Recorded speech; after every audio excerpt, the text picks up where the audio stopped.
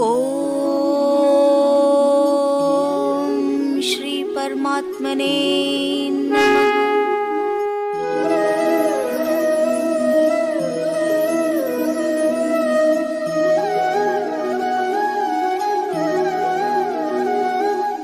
अर्जुन बोले, हे कृष्ण, आप कभी कर्मों को त्यागने की बात कहते हैं तो कभी कर्म योग की प्रशंसा करते हैं। अतः इन दोनों में जो निश्चित रूप से कल्याणकारी हो उसको मुझे बताइए। श्री भगवान बोले, संन्यास और कर्म योग दोनों ही कल्याण करने वाले हैं, परंतु इन दोनों में कर्म योग संन्यास से श्रेष्ठ है। हे महाबाहो, जो पुरुष न किसी से द्वेष करता है और न ही कर्म फल की आकांक्षा करता है, ऐसा पुरुष सदा सन्यासी ही समझने योग्य है, क्योंकि द्वंद्वों से रहित पुरुष सुख पूर्वक संसार बंधन से मुक्त हो जाता है। अज्ञानी लोग सन्यास अर्थात सांख्य योग और कर्म योग को अलग अलग समझते हैं, न कि ज्ञानी जन। इनमें से कोई भी एक मार्ग का पालन करने वाला पुरुष एक जैसे फल को प्राप्त कर लेता है। संन्यास के द्वारा जो तत्व प्राप्त होता है, कर्मयोग से भी वही प्राप्त किया जा सकता है। अतः जो मनुष्य संन्यास और कर्मयोग को एक देखता है, वही ठीक देखता है। हे महाबाहो, कर्मयोग के बिना संन्यास मार्ग पाना कठिन है, किंतु मननशील योगी पुरुष परमात्मा को शीघ्र ही प्राप्त कर लेता है। जिस कर्मयोगी का अंतःकरण पवित्र है और इंद्रियां अपने वश में हैं तथा सभी प्राणियों में स्वयं को देखता है, ऐसा कर्मयोगी कर्म करते हुए भी कर्म बंधन में नहीं बंधता है। तत्व का ज्ञान रखने वाला पुरुष देखते हुए, सुनते हुए, छूते हुए, सूंघते हुए, खाते हुए, चलते हुए, सोते हुए, श्वास लेते हुए, बोलते हुए, त्यागते हुए, पलक झपकते हुए भी ऐसा ही समझे कि वह कुछ भी नहीं कर रहा। वह सब जानता है कि यह सब इंद्रियों द्वारा अपनी अपनी प्रकृति अनुसार हो रहा है।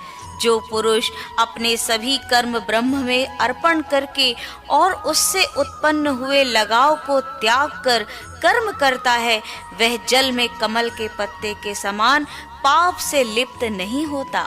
कर्मयोगी लगाव को त्याग कर शरीर, मन, बुद्धि और इंद्रियों द्वारा आत्म शुद्धि के लिए कर्म करते हैं। कर्मयोगी पुरुष कर्म फल का त्याग करके परम शांति को प्राप्त होता है और कर्म फल में लगाव रखने वाला पुरुष कामना से बंधता जाता है। जब संयमी पुरुष मन से सब कर्मों को त्याग कर देता है, तब नव द्वार वाली इस शरीर रूपी नगरी में सुख से रहते हुए भी न कर्म करता है और न करवाता है। परमात्मा मनुष्यों के न कर्तापन की, न कर्म की और न कर्म फल के साथ संयोग की रचना करता है, किंतु स्वभाव अनुसार ही सब कुछ बरत रहा है। परमात्मा किसी के पाप कर्म और पुण्य कर्म को ग्रहण नहीं करता, बल्कि अज्ञान ने ज्ञान को ढका हुआ है। इस कारण सब जीव मोहित हो रहे हैं। परंतु जिन्होंने अपने विवेक के द्वारा उस अज्ञानता का नाश कर दिया है, उनका वह ज्ञान सूर्य की तरह परम तत्व परमात्मा को प्रकाशित कर देता है।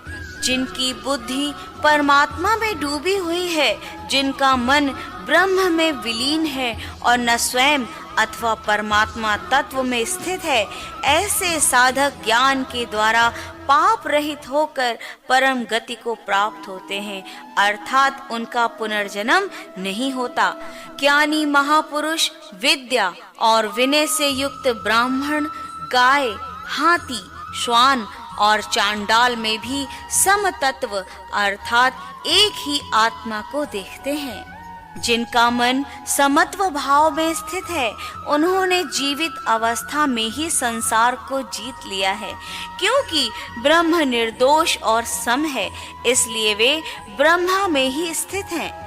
जो मनुष्य प्रिय वस्तु को प्राप्त कर प्रसन्न न हो और अप्रिय वस्तु को प्राप्त कर चिंतित न हो, ऐसा स्थिर बुद्धि वाला ज्ञानी तथा ब्रह्म को जानने वाला मनुष्य ब्रह्म में स्थित है, ऐसा समझना चाहिए। बाहरी विषयों अर्थात इंद्रिय सुख से लगाव न रखने वाला पुरुष आत्मा में ही सुख प्राप्त करता है। ब्रह्म के ध्यान में एकाग्र चित्त रहने वाला पुरुष जीवन आनंद का अनुभव करता है। हे कौन्तेय, इंद्रियां तथा उसके विषय के संयोग से जो उत्पन्न होने वाले भोग हैं, वही दुख का कारण है और वे आदि अंत वाले हैं, इसलिए बुद्धिमान पुरुष उनमें लिप्त नहीं होता। जो मनुष्य शरीर त्यागने से पूर्व काम और क्रोध से उत्पन्न वेग को सहन करने में समर्थ है, वही पुरुष योगी तथा सुखी है।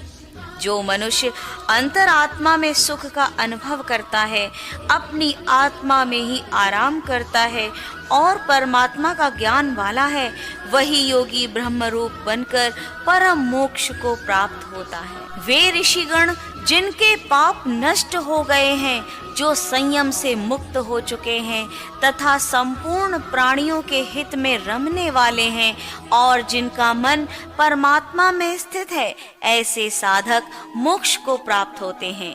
काम और क्रोध से रहित अपने मन पर नियंत्रण रखने वाले तथा आत्मा को जानने वाले सन्यासियों के लिए जीवित रहते हुए और मरने के बाद अर्थात दोनों अवस्थाओं में मोक्ष प्राप्त होता है।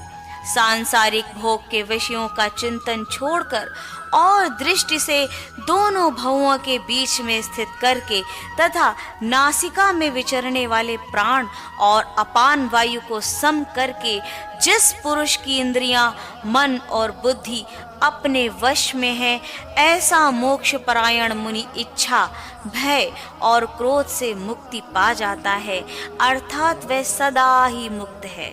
वह भक्त जो मुझे यज्ञ तप का भोक्ता और संपूर्ण लोकों का महान ईश्वर तथा प्राणियों में दयालु व प्रेमी समझता है, वह शांति को प्राप्त हो जाता है।